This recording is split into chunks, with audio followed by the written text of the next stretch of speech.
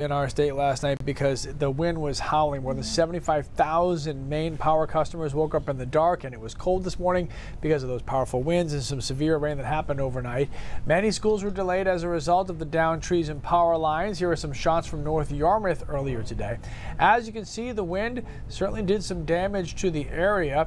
Here are the number of outages as we speak. CMP reporting just over 15,690 customers without power. Emera Maine sits at 2,008.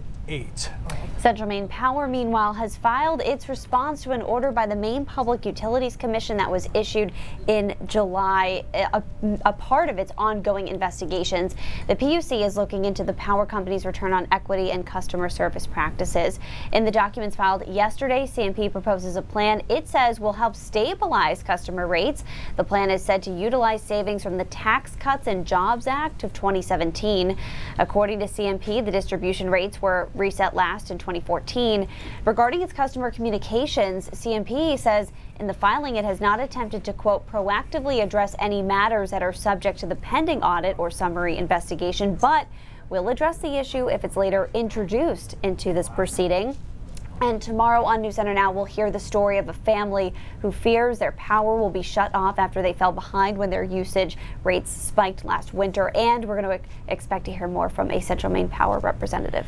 Well, as I mentioned, the winds were howling last night. So were my dogs. Not fans of it all? No, they were like, okay, what's going on? It's 2 in the morning. I'm hearing things. Keith, I blame you. I didn't wake up. Isn't that a weird thing? Because usually you do when everything stops. I do, yeah. I was up all night. I woke up this morning and thought, like, was it not as windy as we thought it would be? And then I saw. You missed it. Check the old Twitter. Yeah. Turned out Dad it was. life. It happened. Dad life. I know. I go to bed with Luca. Bottom line.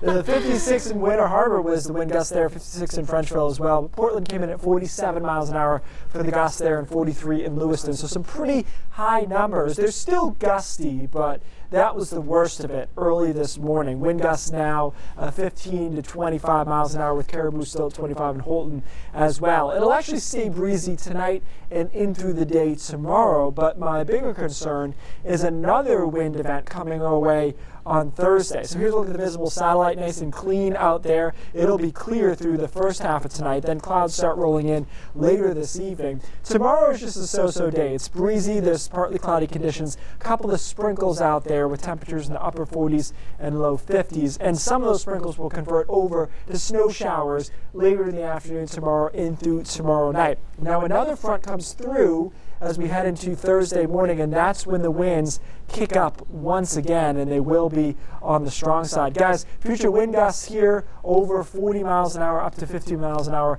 for Thursday. We'll talk more later in Brain Drops about if we'll have as many power outages on Thursday as we did today. Great. Can't wait. Yeah. Thanks, Keith. Appreciate it. All right, there's some clarity now about how many people question one, a question we've talked a lot about on our show, would actually affect if it passes in the midterm elections. Question 1 would create a new 3.8% tax on families with an income over $128,400. That money would fund a universal home care program for people with disabilities and senior citizens, regardless of their income. As Chris Costa found out today, there's some debate over some very specific wording in this question. Yeah, Lee and Lindsay, if you look at the question right here, it's all about the term families highlighted in yellow. Does that mean households filing jointly where the combined income is over $128,000, or is it each individual has to make more than that for the tax to kick in? More state agencies are giving some clarity. Yes on 1!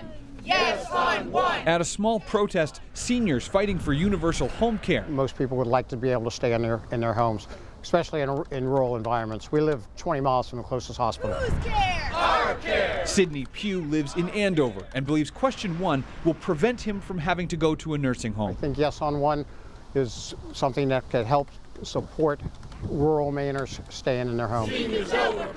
The debate about who pays for this universal home care for seniors and people with disabilities, regardless of the patient's income, comes down to the wording in the question, individuals and families. Filing jointly, your taxes can be affected, but it's still based on the Social Security threshold, which, as you know, it's a personal threshold. It's for payroll taxes. It's on $128,400 in personal income. Honestly, I think we're all dumbfounded. Those against the new tax to fund the services say the term families indicates that an income of $128,000 is for households filing jointly, meaning at least 2 incomes totaling that amount. All we have to go on is the language. We can't step inside their head and figure out what their intent is. This is a tax on families. That is the end of the story. Based on the language, the Office of Fiscal and Program Review issued a clarification to the Maine State Chamber of Commerce. Principal analyst Mark Sear wrote, both Maine Revenue Services and the OFPR agreed joint filers would trigger the 3.8% tax. He added individuals who file jointly and have a combined income above $128,400 do meet the definition of individuals with Maine adjusted gross income above the threshold. It's the intent of the legislation, the way it's written on the petitions, to make sure that it only affects personal income above that amount. We are happy to stipulate that that is true, and that if there needs to be any adjustment to make sure that the administration couldn't misinterpret it, we're happy to make that. All right, so we've been trying to look at a lot of numbers from the Census Bureau about how many people this would actually affect. According to the Census American Community Survey, one-year survey, the median household income for Maine was $53,079 in 2016. Those are the latest figures that we have available. But trying to tease out, you know, is it families, 2 people, 2 earners or more in that household that has to reach that 128,000 part benchmark, or is it one individual has to make that? So do we have the answer yet? It seems that those state agencies Right? have tried to provide some clarity on how they would interpret it. The Secretary of State also echoed those sentiments by the Maine Revenue Services and the Office of Fiscal Program Review. But again, it's really going to come down to Election Day. Very interesting. All right, Chris, thanks so much. I feel like we're going to talk more about that. Yeah, speaking of Election Day, a reminder that News Center Maine's hosting a gubernatorial candidate forum tomorrow. It's the latest installment in our Voice of the Voter forums. That's happening tomorrow night right here on News Center Maine at 7 o'clock, and Maine's gubernatorial candidates can take your questions, so I'll be looking for those using the hashtag MEGovDebate. And speaking of that hashtag, if you use it on Twitter, you'll see this podium emoji attached to it.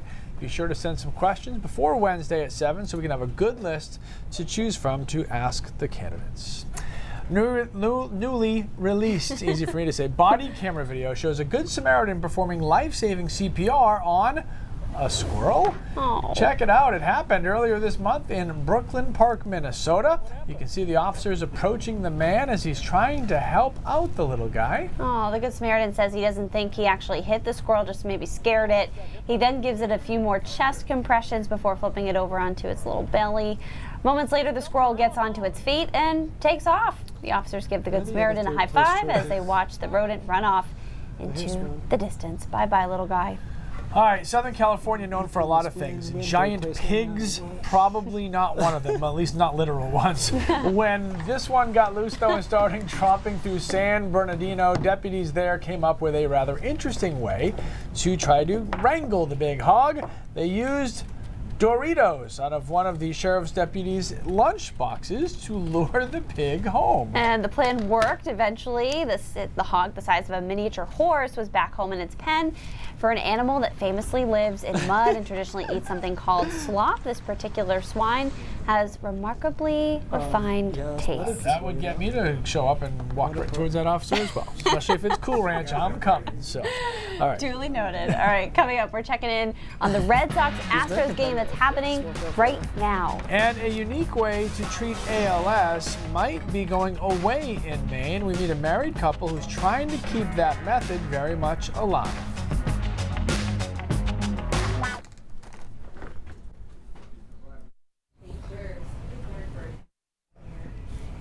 What do you got for me? Tammy says, I think it's a good tax to pay because the seniors raise the youth, pay it forward when they need it most. Okay. Bob wants to know who has oversight over this. Bob, that's a difficult question to answer because there are a couple of different. I think we need to be more specific about what you mean by oversight. Do you mean oversight of the program, the Universal Home Care Program, or oversight of how the money is like decided, whether it's joint filers or single earners? I would need more clarity to answer his question. But be more specific, Bob. I'll see if I can help you out.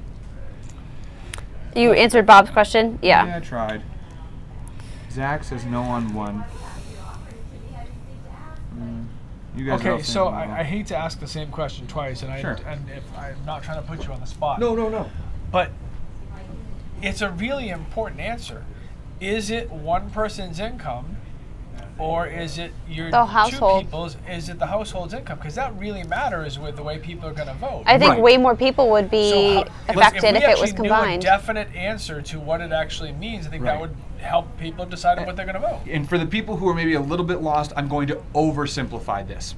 If it's joint filing, so anybody who's filed their taxes knows, that would be the combined amount, $128,000. So for example, $60,000 and $60,000, or, $64,000, $64,000 is what we would both collectively have to make to reach that threshold. Right. But if it's an individual single person owner, you alone would have to make $128,000 before you're then taxed with that. So it is individual or families, depending how you file. Well, so here's the thing. That's the oversimplified version. Do we know whether it's going to be individual or joint filing? The Office of Fiscal Program Review, Maine Revenue Service, and the Secretary of State all say that joint filing would trigger the tax. So if you and your spouse if make you $64,000 right, apiece, you could choose to file So now individually we- in that case instead of joint, though, to Yeah. avoid that tax. If you want to try to get around it. Right. If two people make $100,000 each I didn't and they look don't into want to that. That's pay a good that question. tax, they don't have to file jointly. They can file each individually, even though they're married. but they may lose out on other They taxes, move- right. You have to weigh the. That's There's a lot interesting. of math involved in that. That's Yeah. tomorrow- I'm a journalist, not a mathematician. tomorrow's story. Thank you. Goldberg. Sorry. That's interesting.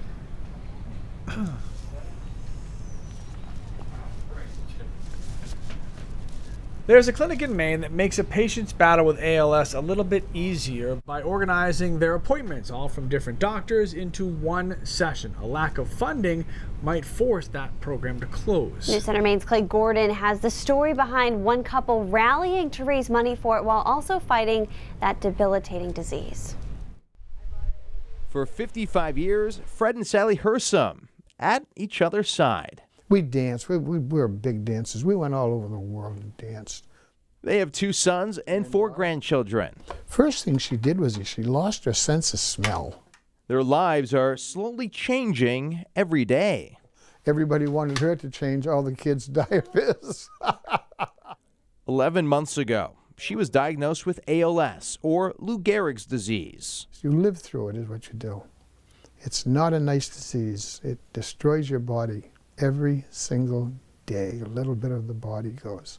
Sally and Fred can communicate through this Etch-a-Sketch. Even though her voice is now gone, it isn't lost. There will come a time when she won't be able to use her hands.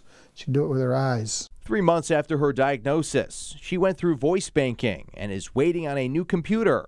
When our grandkids hear her voice again, yeah, it's going to be unreal. To get her voice back. They love it. 3 years ago, an anonymous donation reinstituting the Midcoast Hospital ALS Clinic. The Hersoms, like many others, rely on the hospital for their appointments. Because it's the only one, so they have to come from all over the state of Maine. And it's all in one morning, so they don't have to go to doctors every day.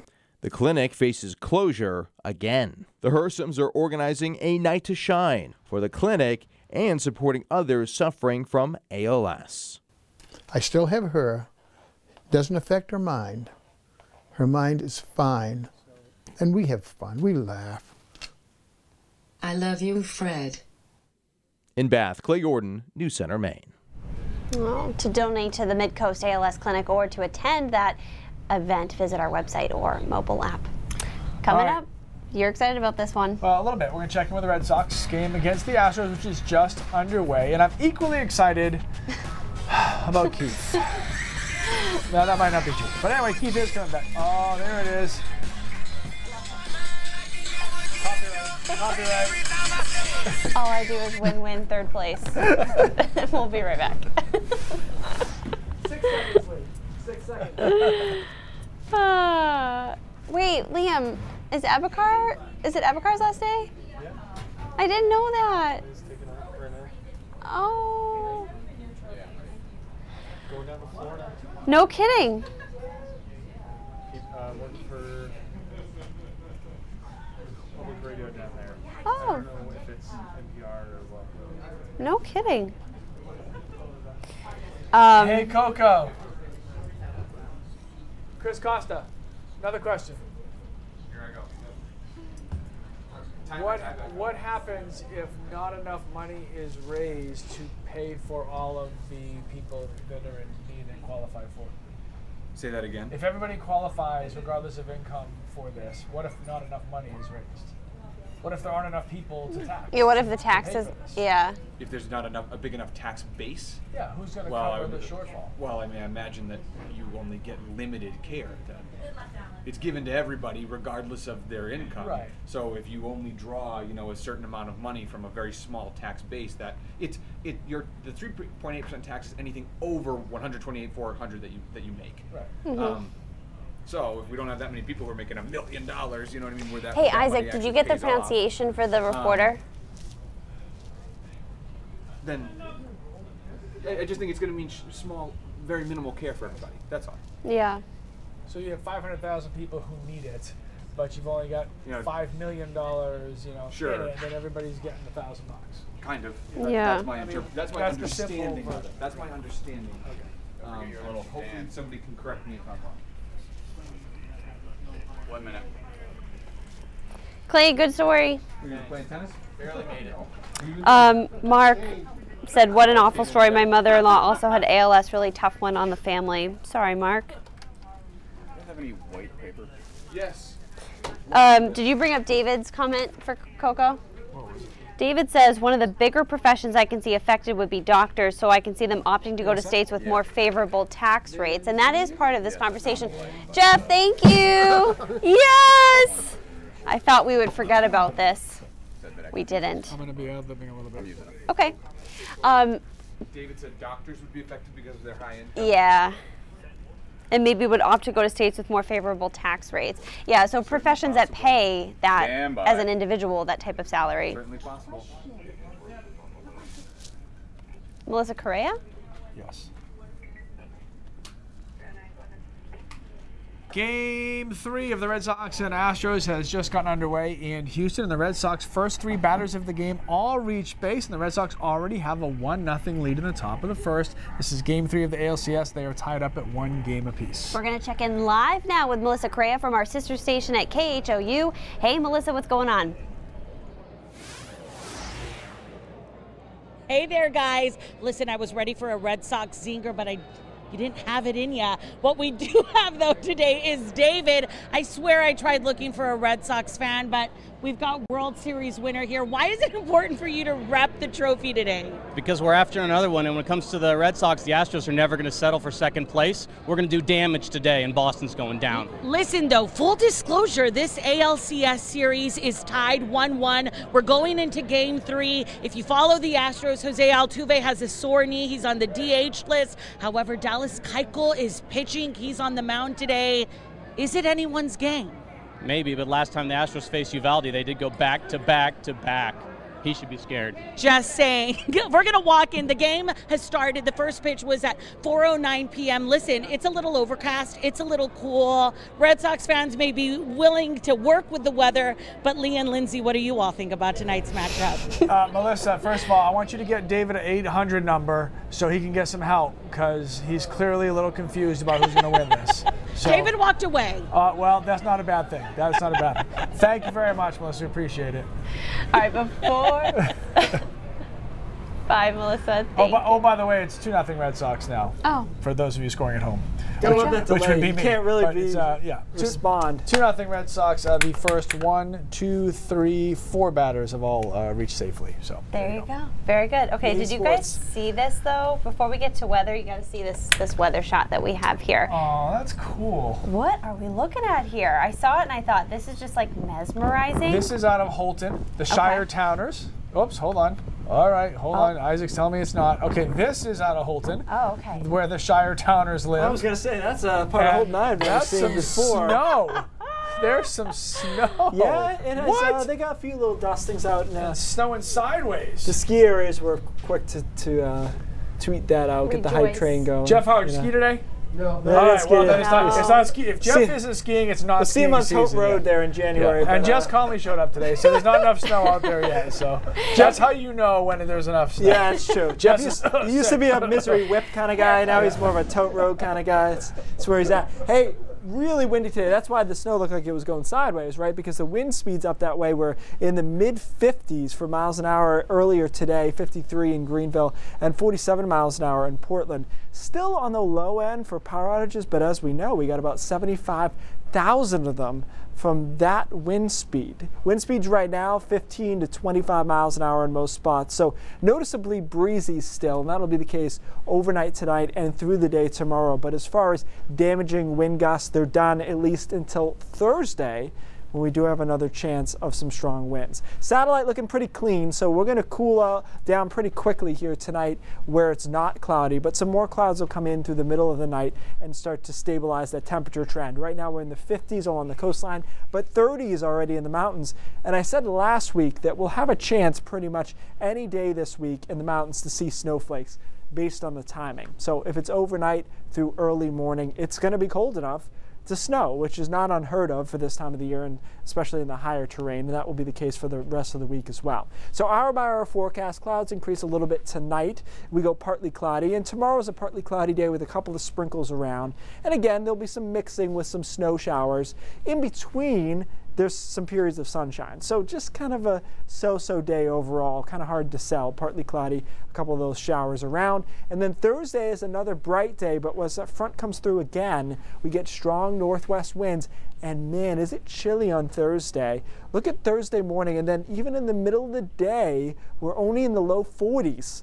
Those are high temperatures, and with the wind. So Thursday is going to feel not even fallish, it'll feel like the beginning of winter. Speaking of the winds on Thursday, wind gusts again 45 to 55 miles an hour, same wind direction, same pretty much exact scenario. And as I mentioned before, we'll talk more about this in Brain Drops, what this might yield for us power outage wise, but pretty consistent across the state with those strong wind gusts on Thursday through the middle of the day. They settle down on Thursday night. So no big warmth here. Our average high is 59. We play on the wrong side of the field all the way through the week. In fact, 40s there on Thursday, and then Sunday, Monday, Tuesday in the 40s again, and those are your high temperatures. So we're using different words to describe how windy it will be. So it will be breezy on Wednesday, and then windy on Thursday, and then breezy again on Saturday. It looks mostly cloudy and cool on Sunday. And again, you know, you think about high temperature of 41 to 43, that means most of the day is spent in the 30s, even with the sun. We're going to see our breath. Will it be blustery? Yeah. It'll be blustery. That's another one. It's a blustery day in the 100-acre wood. Blustery. Come on. Blustery, it has Winnie to be the Pooh. at least 40 for blustery. See? Yeah. Come on, Christopher Robin. The Red Sox have put 6 batters so far, oh, by the way, up to the plate. Are we doing this again? In the first. All right. Hey, I've seen this You're before. getting the hook This is with the Holton. backwards. No, this is Holton. No, it's okay, not. No. Still no, not it's Holton. not. No. If it was Holton, it would be hashtag That's So Maine. This is not hashtag That's So Maine. A waterfall going upstream, the wind. Speaking of blustery conditions, windy conditions, an onlooker captured this video of the astonishing moment in northern England. Does happen. Right. Basically, all you need to do is have the wind be stronger than gravity. Oh. Yeah. Wow. Science. A little special edition of Brain Drops right there. Should I even have been in this shot? I don't even know why you're still here. All right, that's fine. You know who's supposed to be here now? I do. Okay. A lot more coming up on News Center Maine at 5:30. Let's check in with Cindy Williams for a preview. Hey, Cindy. Hi, guys. A brisk fall day in Bangor turned suddenly dangerous. Bangor police responded to a domestic disturbance, and things changed really quickly. An officer fired his weapon. We'll have details about what happened. And Don Kerrigan sits down with Republican candidate for governor Sean Moody at a place he helped build from the ground up. Those stories and more ahead on News Center Maine. Back to you. All right, Cindy, thanks so much. Brain Drops round 2 when we come back.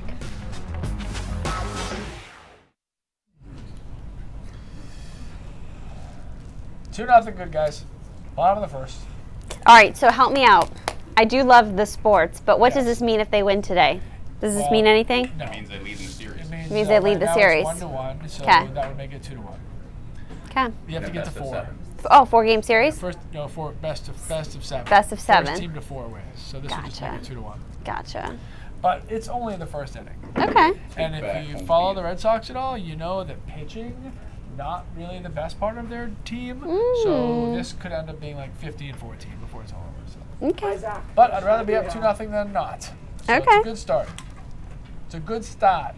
Good deal. What Wicked. this does mean, though, What? Lindsay, since you asked, if for by any way, the Red Sox do win either today or Game 3, or Game 4 or Game 5, that means they do at least have to come back to Boston. Okay. If the Red Sox lose the next 3, there's no more games in Boston. I feel like, why do I always feel like these series do go to Game 7, no matter the sport? Because they should, because they're the two best teams. So it shouldn't be really Decided in 4 easy games. for either one. If these are the two best teams left standing, it should go 7 games. There's no like conspiracy theory like the umpires and the referees make it drag out to Game 7 for, is that a conspiracy theory? It just became one. Yeah. Yeah, That's what I think. I feel like that'd be hard to do in baseball. In basketball. Yeah, with there's fouls and stuff, maybe. Yeah. Basketball. Yeah, you can't like make someone throw a strike. Right. Or hockey. You could call icing and offsides, even though it's not. Yeah, but everybody knows that rule, so you can like that'd be easy. Ooh, 2 minutes for brain drops. Look at that. Let me do my little spiel. Oh, sure. Okay. So I don't have to tape again for Whatever digital. you want. Whatever you want. I'm here for you. Because you guys interrupt it and have to do it again. Sorry. Wow. Somebody's a little salty. A little salty. Also, I won't be here Thursday, Friday, so you got Jess. It's a good deal. It's a good trade. Hashtag new deal. / I won't see you till next week because I'm not here tomorrow. I'm here, but I'll be live in the field. I won't be physically here. The only person with more time off than me. You gotta go to Tootsie's. But you haven't been here very long, so it doesn't count. I love Nashville. Negotiated it. Of course you did. Tootsie's is my favorite as well. Celebrating a big birthday? Not for you guys, but for someone else? Yes. Okay, so we've got another wind event on Thursday, and I wanted to take a moment to talk about what causes power outages, obviously, other than the wind, and take a look into what might happen on Thursday. So there's a couple of variables when you talk about damage from power outages. Wind speed obviously is number one, right? So your wind speed today averaged about 50 miles an hour. There was some 55, 56, but most of us around 50 miles an hour. Thursday's forecast almost exactly the same, 45 to 50 miles an hour. So that variable X the same. Wind direction. We learned from last October's windstorm that south-southeast was a very vulnerable wind direction for Maine for a number of reasons. This wind direction today was northwest behind a front, and guess what? On Thursday, northwest again. So that's another same. Now this is where it gets a little different. Foliage, that's another factor in how many power outages you have. Obviously, there's more drag coefficient on a tree if there's a lot of leaves on it, right? It'll sway more with the leaves. Well, today we still had some foliage, but we lost a lot of it early this morning and late last night. So now we have less foliage on Thursday. In theory, that would mean less drag on the trees with the same wind speed. Soil moisture is another factor. Today, we had some rain last night. Soil moisture was in the middle. A couple of showers tomorrow, so soil moisture should be improved, if not the same, as it was this morning. So we had 75,000 outages this morning. What will we yield? My theory is it will be significantly less than this. I think less. But it's just a theory because I've never been able to have wind events this back to back like this, so this will actually be an interesting test. Will different trees find a way to fall, or have we already weeded out some of them from that northwest direction with that wind speed? And so I think it'll be interesting. Of course, I'm playing this game with 70,000 people's power outages, but I think we'll be interested to see if we're significantly less, say, under 50,000. Well, and how many trees are 3/4 over, and Thursday will push them the final quarter, 25%. And I don't know the answer to that because I haven't seen where, I mean, it's a rural grid, right? Maine's grid we have seen is very susceptible because there's a lot of trees around. So yeah, so this will be an interesting hypothetical. I'm always trying to figure out exactly what leads to our big power outage events and what are just the so-so ones. So this will be another chapter. Well, every day you blow our mind with stuff like this, I'm going to blow your mind. Yep. We talked about this last October. Right. I remembered. You did. Everything you say, I remember from a year ago. Is that because we talk about the October windstorm over and over and over again? It did happen. I don't know if you heard about All right, News Center Maine at 5:30 starts now. Bye, guys. I remembered all of that.